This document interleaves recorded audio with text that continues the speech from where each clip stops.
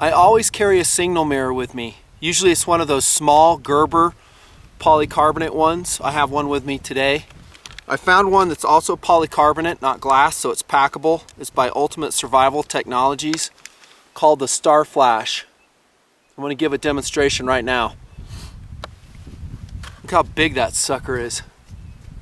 Instructions are on the back in case you get lost.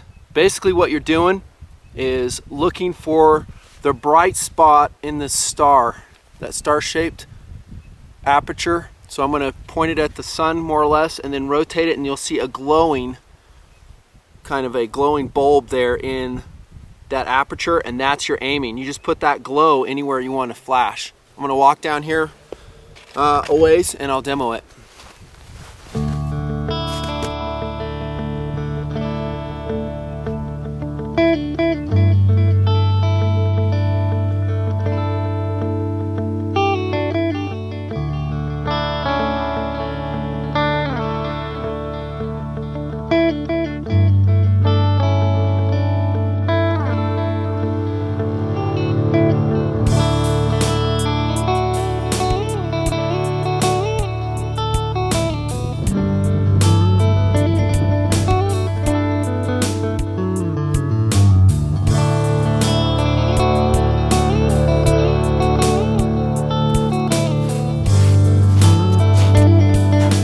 How's that for getting your attention?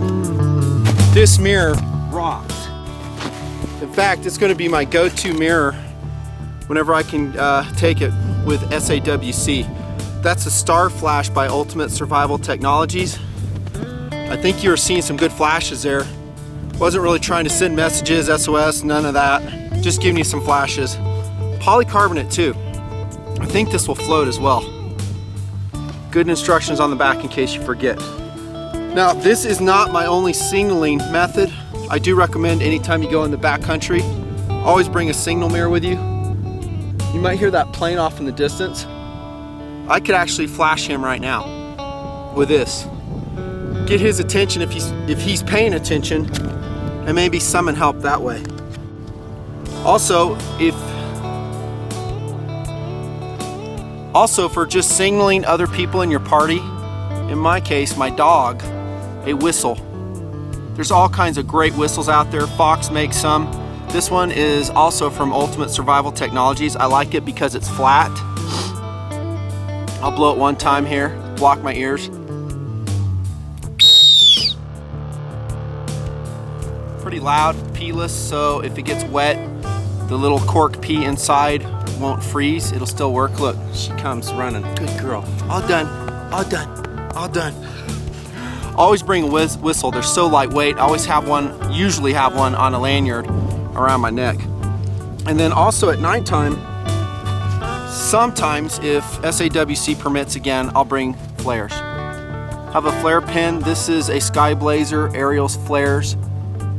Since I'm up here alone, I'm kind of packing heavy on the signaling stuff. I also have my my Spot Messenger GPS signaling device where I can give check-in messages, summon for assistance from my buddies. They'll actually contact them via their email and cell phones. And then if I'm really in trouble, I can contact the sheriff rescue party that way. And that will give them a latitude, longitude to come find me. And as they hone in, I have flares at night. And then also my trusty flashlights, all of which have strobe modes and SOS modes. So there's a Phoenix PD3, it has both of those modes. And then I also have a Quark AA squared with me. I think I showed you in my other loadout there. It's in my ditty bag here. And then I'll just keep those going. And if I was in real trouble, I'd just keep it on SOS mode, shine it to the place where it's most likely to be seen, and people can come find me. So there's signaling devices. What I carry with me in the backcountry, usually, I won't always bring those flares because sometimes I'm just weight limited. But have a backup plan, especially when you're hiking alone. Another thing I want to show you guys on this snowshoeing backpack trip with Allie is maybe some proof of concept shooting with this gun. The Marlin Papoose Model 70 PSS. I reviewed it in 2008, kind of, with my son Last Suspect out in the desert. This is a go-to survival rifle for me. Has been forever. Extremely lightweight, especially if you choose not to run a scope like I do. I'll say why here in a second. Has a 10-round magazine, which is very reliable. Love the Marlin 10-round mags. Like I said with this Marlin 795 review, I do wish they had 15-rounders for it. Marlin factory 15-rounders. Last shot hold open. The trigger is okay. It breaks down. I have it put together now. There's your screw-on barrel nut. You can actually break it down into the package that Marlin gives you. It's a floatable carry case. I didn't bring it because I'm running it put together vertical on that Eagle 7850 backpack. The scope. First off, a little bit of philosophy of use on a pack rifle. A pack rifle to me is going to be a rimfire rifle mostly, maybe a 17 HMR, a 22 long rifle, so I can carry more rounds. Remember, this is a man-portable system I'm doing right now. I'll unclip and kind of show you where I'm at again. So everything was packed in by me up here. Sure, it'd be nice to have a 30-06, a 300 Winchester Magnum, but with all that, and that dog, you can forget it. There's no way I have the capability to do that. Not up here. So it's going to be a rimfire rifle, and I much prefer a rifle over a pistol. Now, as time progresses, let me strap this back in here. We might have some 22 Magnum rifles coming on. That Kel-Tec RMR carbine is coming out. Dadgummit. Now, as time moves on, we might have some 22 Magnum rifles coming online. I talked to Kel-Tec back in early 2009 about wanting a 17 HMR or a 22 Magnum rifle. Subsequently, they came out with the RMR, which we've been seeing since 2011, early 2011. I don't think it's reliable in its current form. Maybe it will be, and it might be a good option as a survival rifle. Maybe a great option. Just depends on how reliable it is. But the 22 Magnum ammo is going to be heavier than the stuff that I'm running in this, which, by the way, today for this shooting is just going to be bulk ammo, Federal bulk 36 grain hollow point. If I was in a true survival situation, I'd probably run CCI mini mags, something more reliable, more accurate. The scope, like I said, irons will work just fine right up into the point where you have to take a really long shot, which for a rimfire might be around 100 yards. Or it's nightfall, dusk or dawn, so you have limited light to see your iron sights. As a rimfire, you're going to be obviously very, not firepower, but hitting power limited. It's just a rimfire 22, that's it, man. You got to make your shots count. They got to be accurate. Of the gun? Perhaps even headshots. If I was in a survival situation, I was starving, I needed food, I would go out looking for big game shots. Right in the head with this rifle. Multiple. That's why I like a semi-auto in this philosophy of use, because I can pop several rounds really fast. Pop, pop, pop, pop, pop. And take down a deer with this rifle. It's been done many times before. No, it's not the ideal caliber, but in a survival situation, it probably is the ideal caliber because you're going to have it with you. The scope allows that accuracy and it allows that limited light shooting.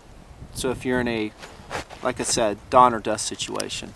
I love it. It's worth the extra weight and size for me in most hikes. Not all, but most. In some hikes, I'll peel it off and go pure irons if I was in a survival situation. This is a great rifle, by the way, to pack in your float plane, your bushcraft, light aircraft, something where you are really not expecting to have problems. Marlin Papoose, baby. So for this proof of concept shooting, we're going to pretend that, well, you saw that mountain blue jay come into camp earlier. Let's pretend he's right over behind me and I'm going to snipe him. I'm hungry, I need food. My primary food procurement device is this rifle, if I have it. If I don't have it and I have other tools, then I'll do snares, I'll do traps, and things along those lines. Fishing, I'll set hook lines, trot lines, trying to get as many options as I can for food. This is primary though. If you have it, rock on. Haven't shot it for a while, so before I rolled the camera, I did some just preliminary shooting at a different range. Right now that target's at 30 yards paced off. and we'll just see where we're hitting. But I'm just going to stay where I'm at on the sights. I'm not going to adjust it, I think. And we'll see where it groups. Upper left, 5 shots. It's that mountain blue jay for dinner. If I hit that black square, he's dead. Or circle.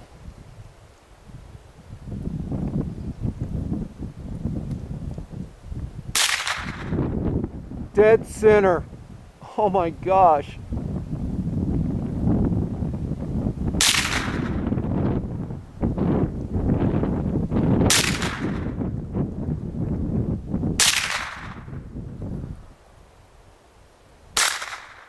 Right on the money. 5 shots, upper left circle. Dead on. Just dead nuts on. I'll do the second circle from the left down. The sight-in shots are on the upper right. That was from a previous shooting. I need to go a little bit higher because that snow's in the way.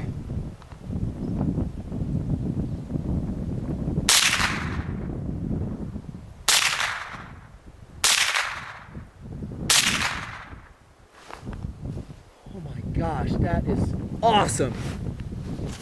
That's what I'm talking about, dudes. Proof of concept.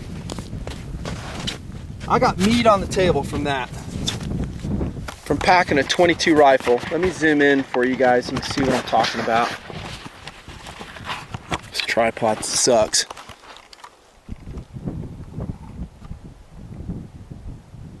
Balls on accurate. I'm gonna shoot those lower 2 circles. And by the way, that is a wilderness target holder I made. I'll show you GoPro footage of how I made it. It's real simple.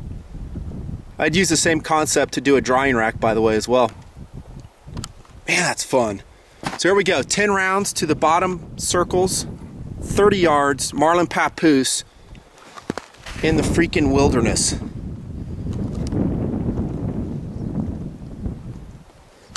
Excellent.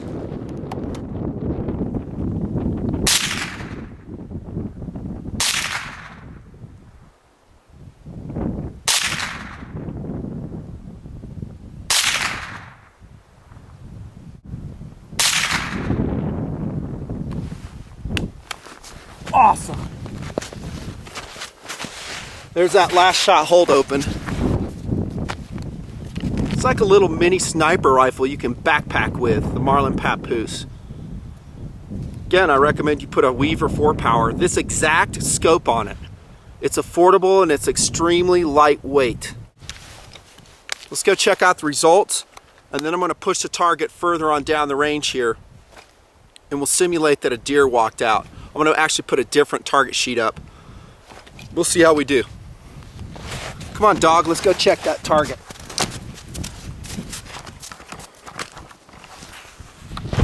Come on, dog. Man, this is fun.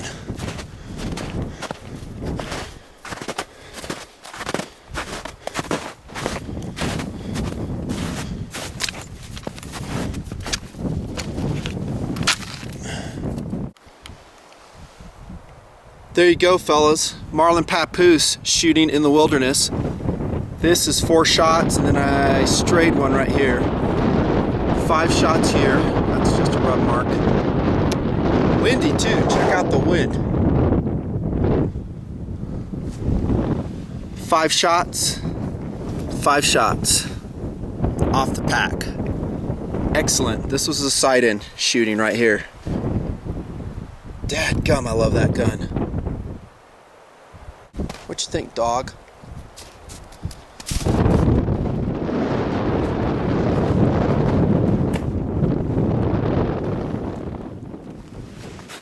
Move the target back to 65 yards. Paced off. Might be a little bit more, a little bit less. Not sure. That will represent the deer, by the way. And the wind's picked up a bit, off and on. After sleeping in a tent.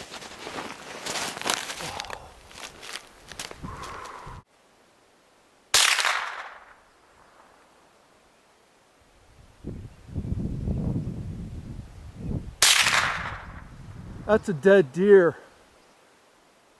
Upper left, slightly to the right, 3 shots. pretty much dead on, up and down.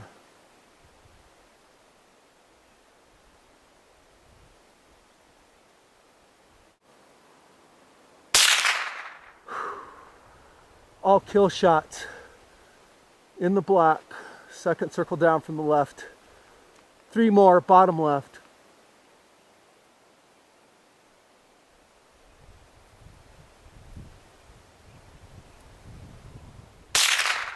I was compensating for the wind on that one a little bit. Still in the black, kind of on the left side. New mag.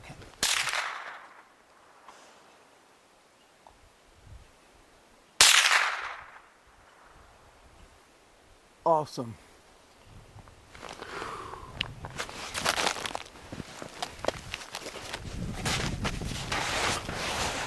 Marlin Papoose.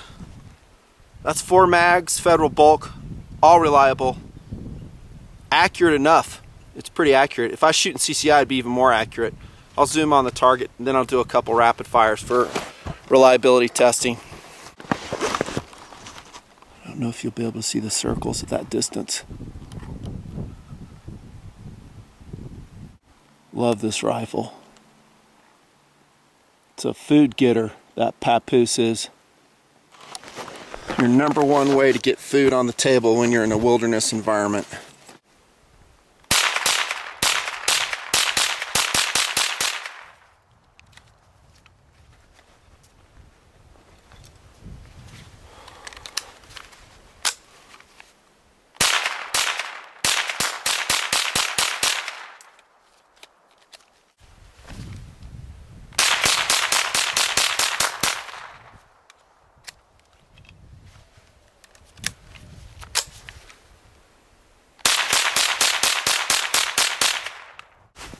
Marlin Papoose.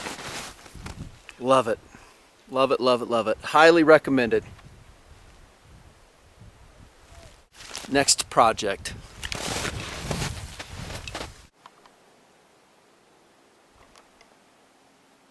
Time to go get some more wood, Allie. Maybe do a little bit of chopping with some knives. That's my favorite view right there.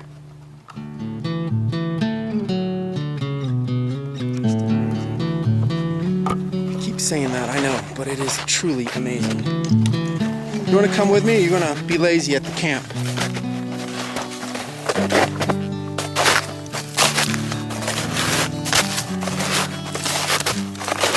My bet is she comes with me.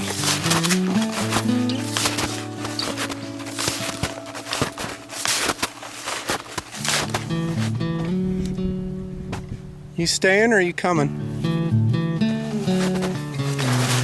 Silly dog.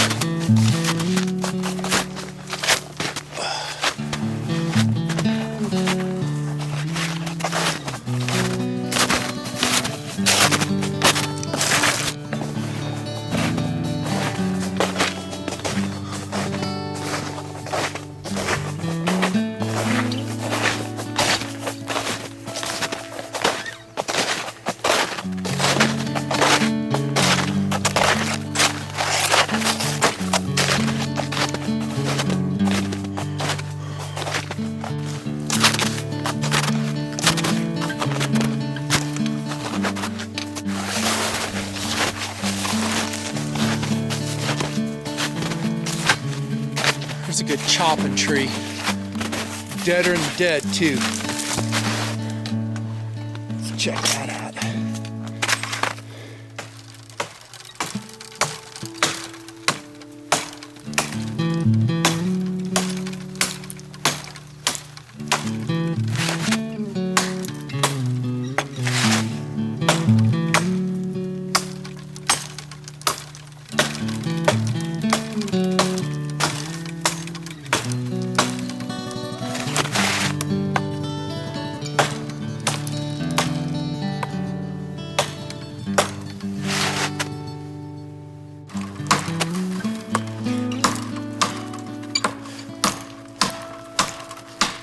This is scrub oak, hardwood.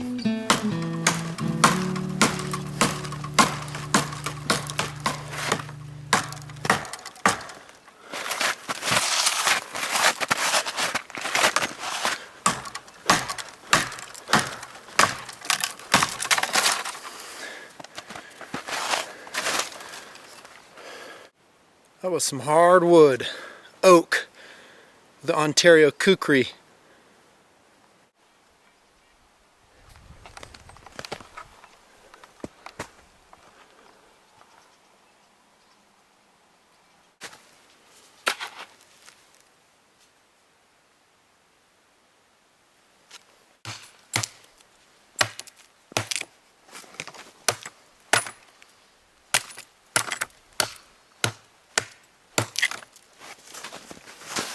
That's all I'm doing on that idiocy.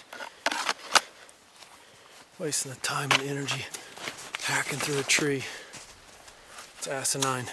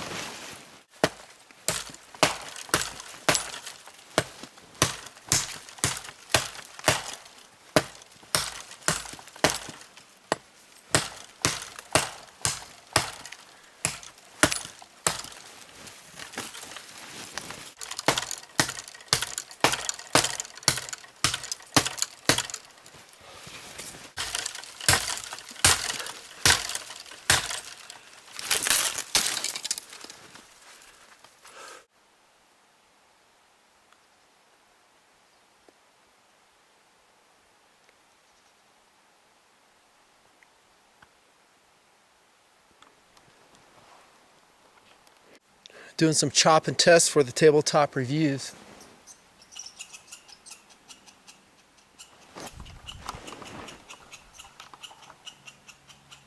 That sounds like food to me, Allie. We could catch those buggers with a squirrel pole. The other way, Allie. The other way. You're going the wrong way. In order for me to trap any animal, though, I would have to sequester Allie well out of the way. Because when they know she's around, they're doing what they're doing now. Squawking. Upset. Warning all the neighborhood that there's a wolf in town. Or a black lab, same thing. Also chopping with Ontario Kukri, and I've got a cold steel leather neck over there too. That's not going to be a great chopper. It doesn't have the weight. I might construct a thing or two if I have time.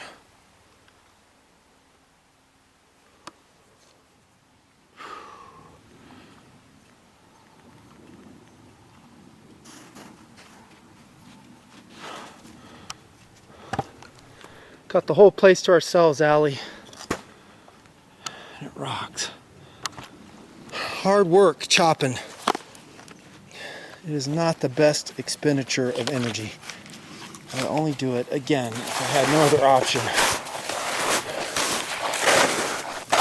Dragging wood back to the camp. Knife work in the Nutnfancy project with Allie the mountain dog, my faithful companion.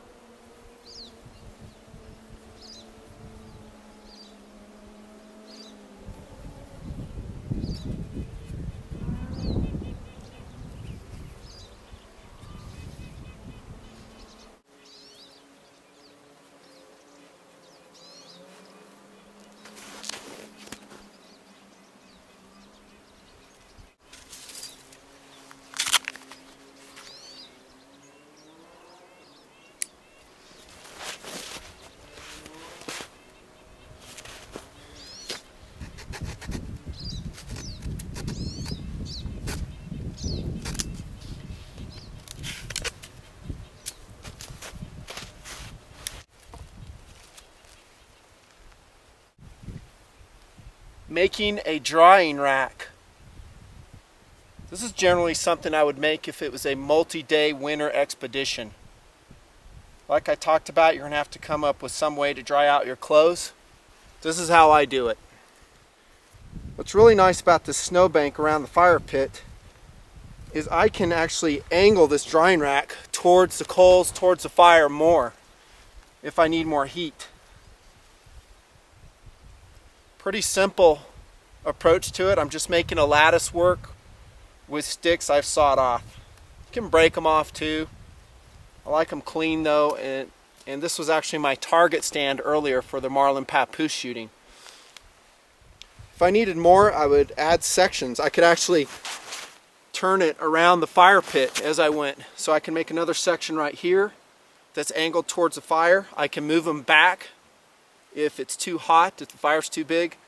I can drape my gloves, my pants, my boot liners over this, and I could actually extend this section of the pole out so it could, you know, hang my boot liner on it. Not that these boots have it, but my Sorels do. And on a multi-day expedition, I never go out without a boot that doesn't have removable liners in it, because the boot's going to get soaked and your feet are just going to freeze.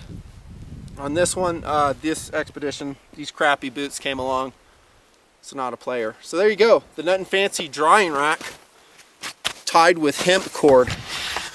Simple, easy to do, multi-purpose. Could be a target stand. And actually I can make it into a wind shelter too. So I would add probably another crossbar here, another crossbar here. I'm saying if I didn't have natural wind shelters like I do right here. Let's say I'm out in the plains or a windswept area. For whatever reason I want to stay out from under the trees for snow loads dropping into my fire.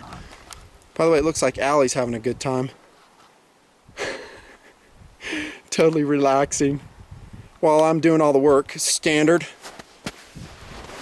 So as a wind shelter, I would probably have multiple panels coming around here, hinged together with hemp rope. Real easy to do. Covering that whole section as tall as I wanted. The only thing that I'd have to watch out for is once I thatched them with boughs of pines. Again, this is in a survival situation. I'd cut those, thatch them, whatever else I could find to thatch them to create a windbreak. It's going to create a push on this, and so I may have to do an A-frame coming down here, anchored into the snow. I've done that before. It's just basically applying common sense and really simple engineering, and you'll learn with your mistakes. I mean, if it blows over, you're like, huh, I guess I need to reinforce that. That's a simple drying rack.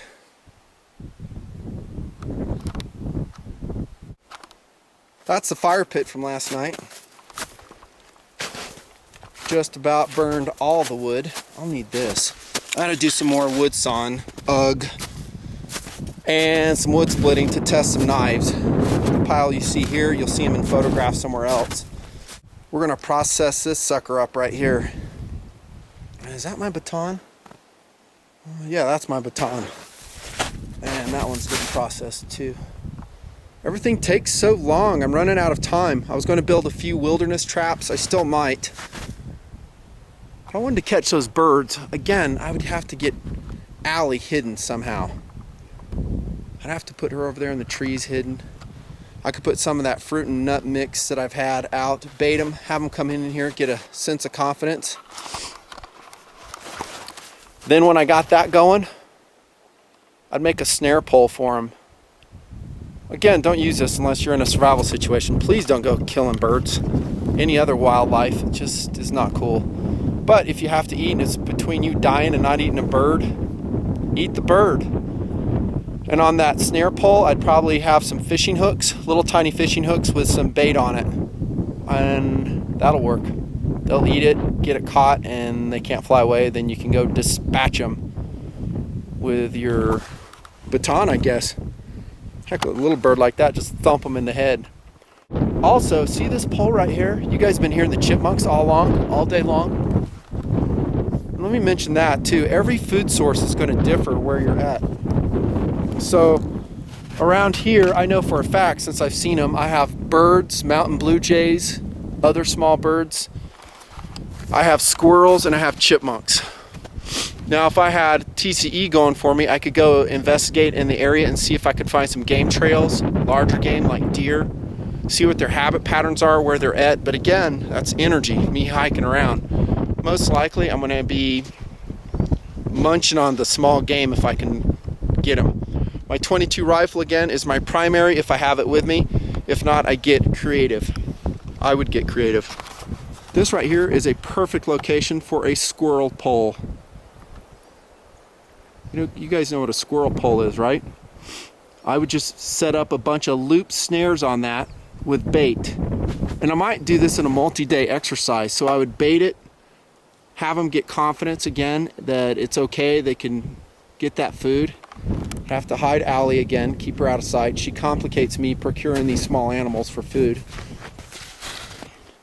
And then just wait. Squirrel poles are very effective if you have a lot of squirrels or chipmunks in the area. They honestly don't have a lot of food on them though. There's water down below, and I'd go set those trot lines and a whole bunch of fishing lines in there and watch those. But again, I gotta hike all the way down to the water source, and that's a lot of energy and time.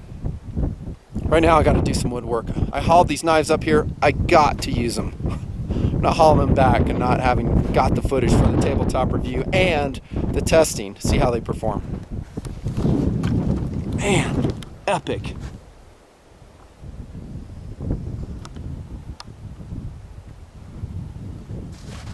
Like Jeremiah Johnson. Golly. Actually, the movie Jeremiah Johnson was filmed not too far from here.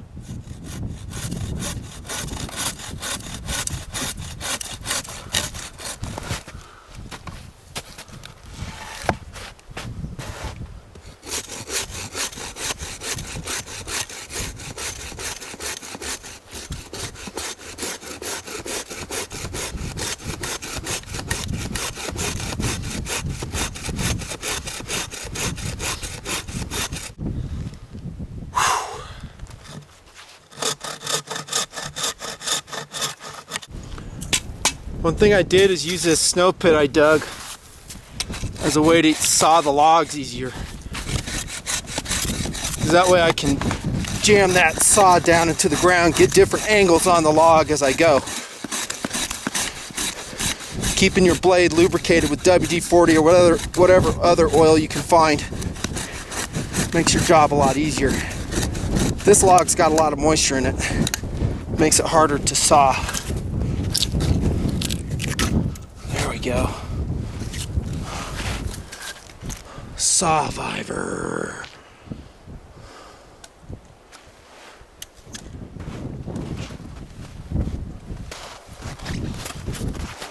Come here, Hossum. The awesome Hossum. See how she splits. Oh, that's a big log too, dudes. That is a big log. Steady. Steady, fella. There we go.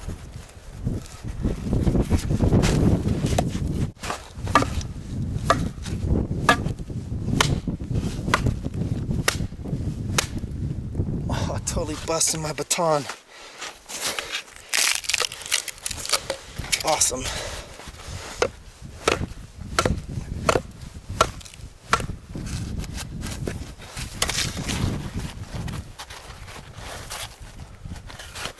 Each time you hit it, it wants to go down into the snow unless you have a platform. I forgot to put WD on this blade, and I can tell.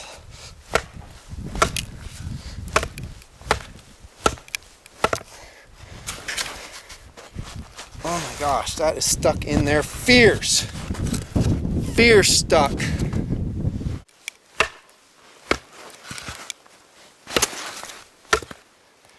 Ooh, big vibration.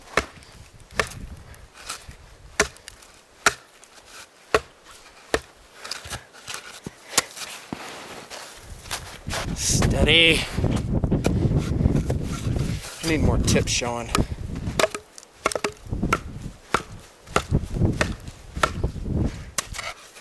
That's better.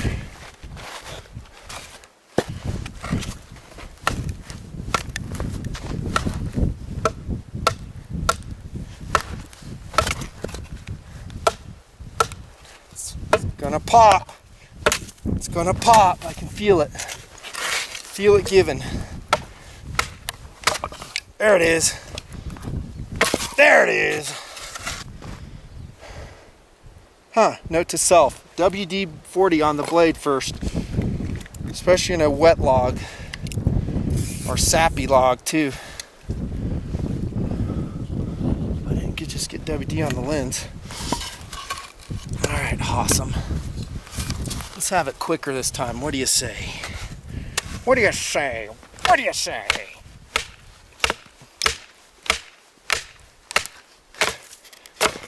Yeah, like that. Awesome. By the way, this model is the Forester. Yeah, this is a awesome Forester I'm using.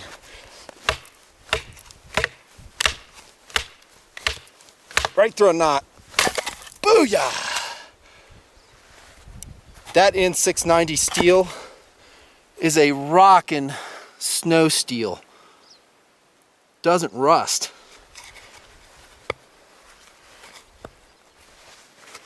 Flat ground too, this blade. Honestly, the only thing I don't like about this blade is this part right here. I hate this part. I think Hossam put it on there so it retains while you're chopping. What I find it does is smacks into your pinky while you're chopping. Other than that, it's an awesome blade. Awesome jimping on the top spine right here. Sick. One more pop with this bad boy. Let's see. Do that one right there. Wind picking up. Sun still shining. WD-40 still flowing. Life is good. Allie's snoozing over there.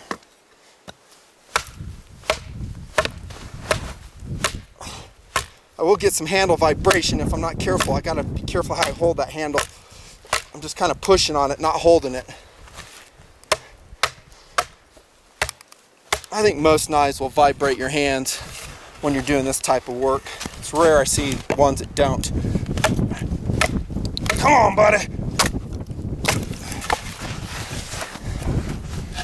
That's it. The awesome Hossam. Next up, Boker Vox D2. Kind of an all-rounder. Tactical blade, medium survival blade. Doesn't have a lot of span for doing this stuff, so basically when I've done another split, I can bring it into action. Full flat grind. Oh baby. I like this knife. D2 steel.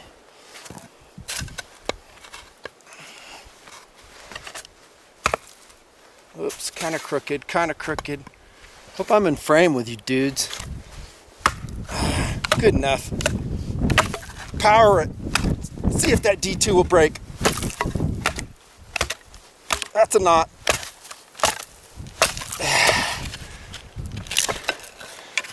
So far, so good. Any knife will break though, dudes, you know that.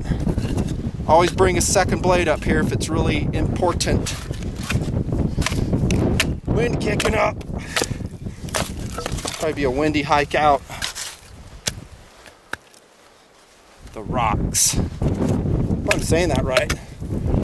Actually, I didn't say it right. It's actually the Vox. I think I called it the rocks. That's so funny. The Boker Vox, or Vox, however he says it. It's a designer. See, this is where this knife really comes into its own. This flat grind, forward finger choil. I'm talking about when I get down to basically kindling size wood or carving, where I need to carve, maybe make a spear or something. That flat grind. I got a knot right here. That's why it's hanging up.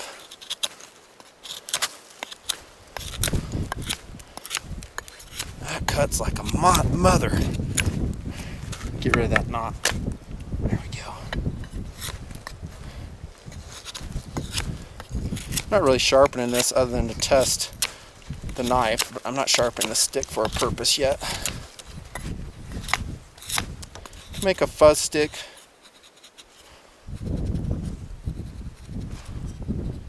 It's pretty sharp. It's a crappy fuzz stick. These fuzzy portions have to be basically slivers if you're going to catch it on fire with your fire starter. Even then, they suck. Trioxane, baby. And you don't want to mess around. Char cloth, another good fire starter. If you get it wet though, it sucks. It's just kind of delicate. Trioxane's packed in this foil kit. It's ready for action.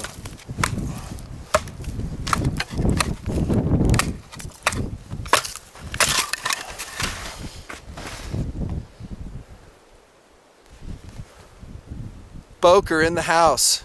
Wilderness expedition. Jeremiah Johnson style. There it is. Let's see how this sucker splits. Kukri. Kukri. Chopped pretty good. Again, the Gurkha Kukri by Cold Steel chopped a little bit better, I thought. Let's start off with this one right here. These are not ideally set up for wood splitting because of the blade bend, in my opinion. But they do have a big flat ground blade, which is a chisel once you can get the angle, which I think I got now.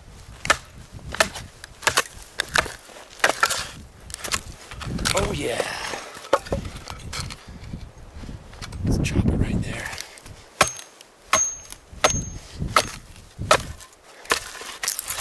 Working good in the neighborhood. Ontario Kukri.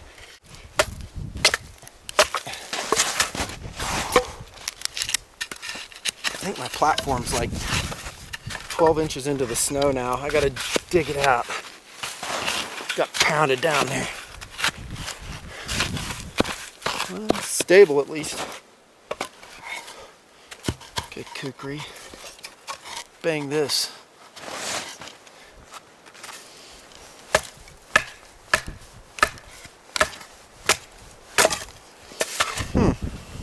He did.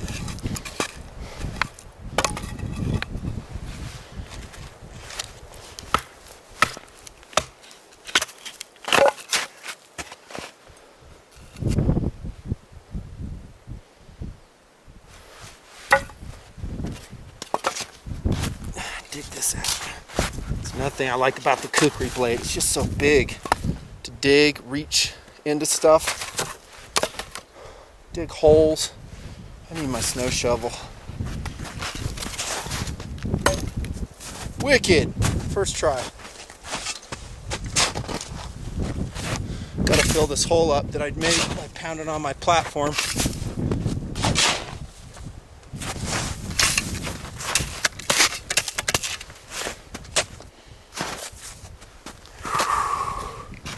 Let me see, how about this one and a little WD. Come over here so I don't spray the lens, which I think is coated with WD-40. I'm going to take a time out for a word from our sponsors and clean the camera lens. We now return to our regularly scheduled program. Where were we? Oh yeah, wood splitting. Who should get this? Kukri? Yeah, I only have two big knives with me. It's going to be the Kukri or the Hossam for the full span hits. Baton, where are you? There you are.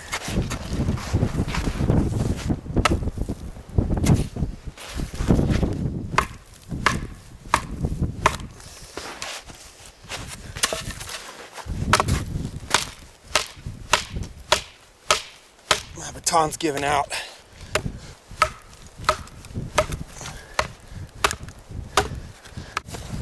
Bam bam.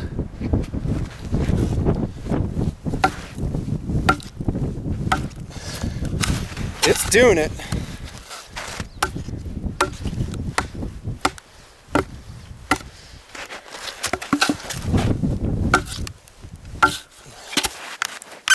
I need another person for this one.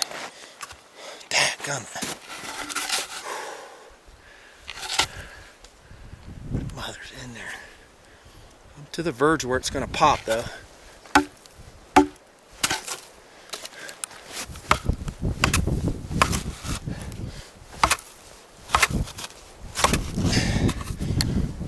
Here it comes.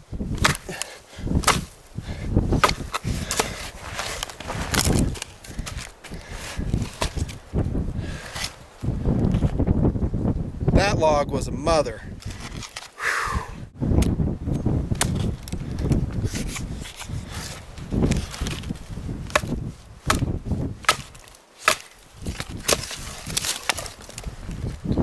Ontario Kukri. Great knife. More cold steel leather neck. This knife has been doing great. Wouldn't want to chop with it. It's too light. There's no mass to it. But I think for this stuff where we're at now, it's ideal.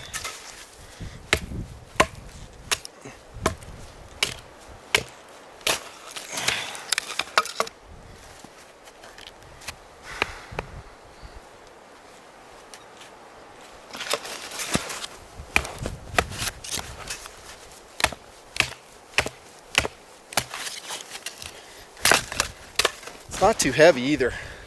Still love the Trailmaster, the Recon Scout, top picks. They're going to be heavier than this knife though. They will have chopping performance where this one does not. I'm talking take a medium-sized tree down chopping performance if you've got the strength and energy.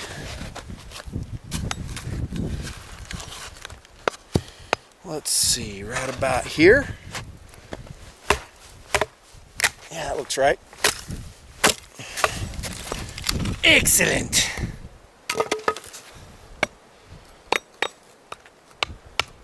I love putting wear on these things too.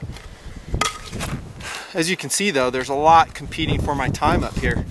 I mean, ideally I'd go out on one expedition with one knife and use it over a period of 2 days. At this point in TMP, I don't have the time for that. Not with my regular job. I don't know if I'd want to do that either. I want to be more time effective.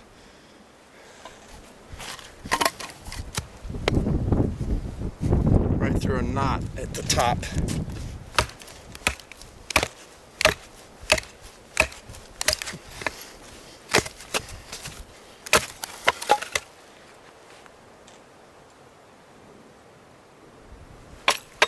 Great knife.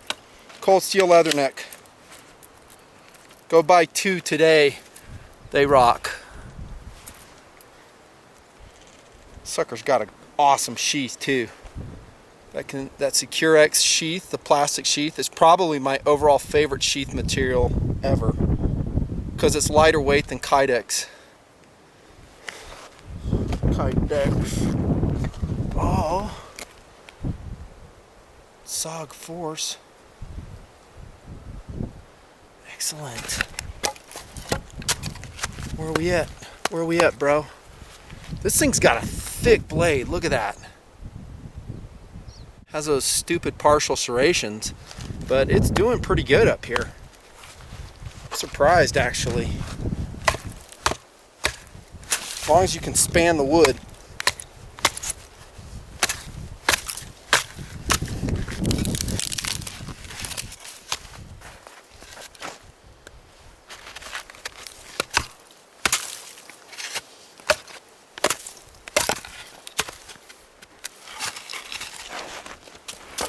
More snow on the camera lens. Another timeout, I guess. See if I can stick this force in here. First try. Did it. Flipped it. Let's see if I can do another one. I'll do it in the base because it's more stable. Yeah. Work it.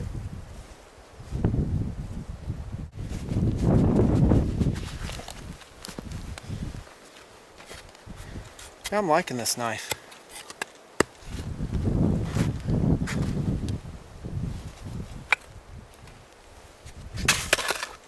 I've used my smaller baton. I can't really, the other one's too heavy to swing with any speed.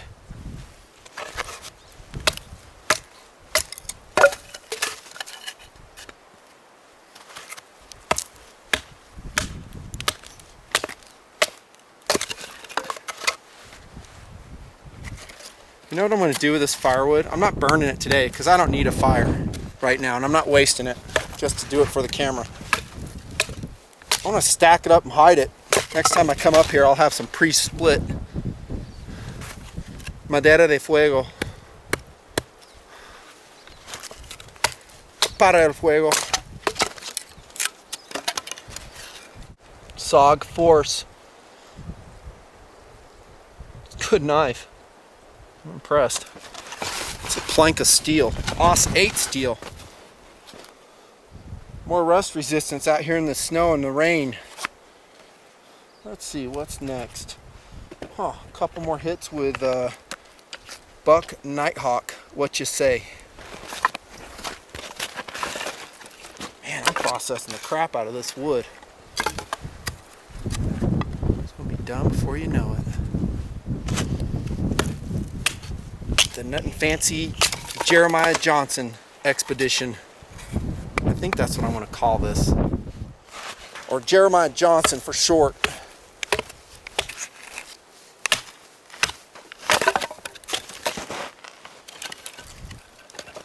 This is also a stainless blade.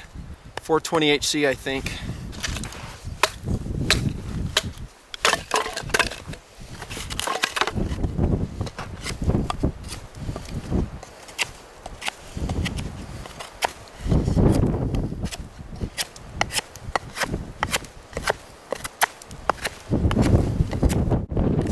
Who's next? How about that funky Russian blade? See how that sucker does.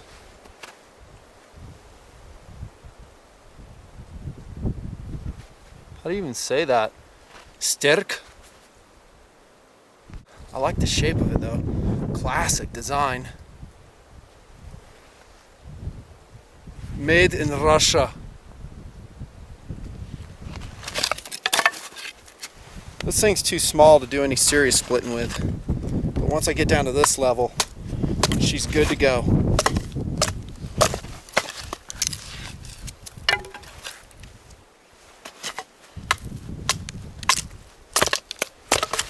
Awesomeness.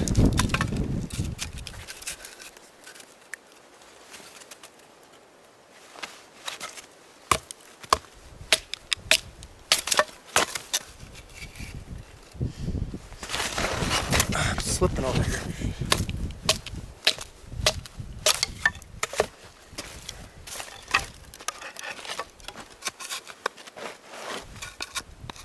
Can you even see that blade? Probably not angled up enough. Let me come down up here a little more. There we go.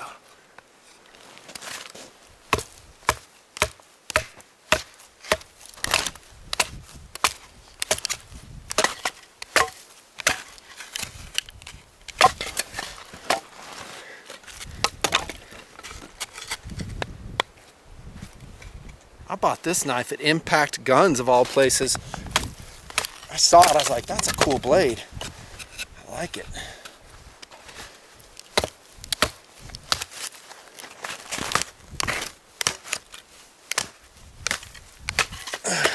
Platform's digging in.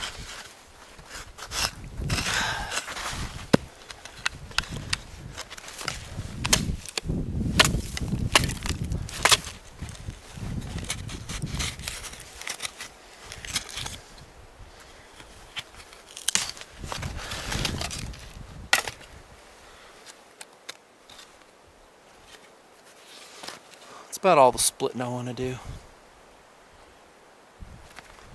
It's a nice little camp knife.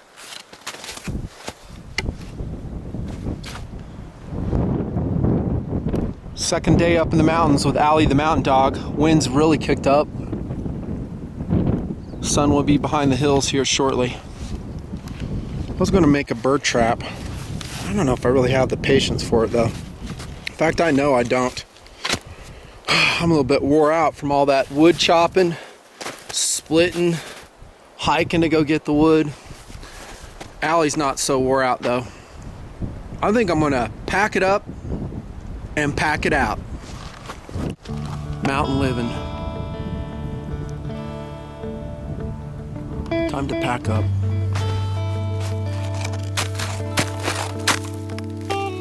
My left foot is freezing. That rip has grown bigger, allowed all kinds of snow and ice to get in there, melt. Whole foot is soaked, very cold. Now that I'm on top of the snowshoes, it'll be a little bit better. I won't be post-holing, filling it up. Allie's ready to hike on out. We lost our sun, as predicted. It's still over there. One last look at that awesome scenery. We're packed up and strapped up. Get ready to hike out on this Jeremiah Johnson wilderness adventure, Nutnfancy style. Look at all the crap I hiked in. Snow shovel, Allie's sleeping bag, sitting pad, air mattress, closed cell foam pad, Marlin Papoose ammunition 2 magazines, and all that other stuff I showed you in detail. Snow shovel, of course. Going prepped for a winter hike, especially when you're not sure what the weather's going to do.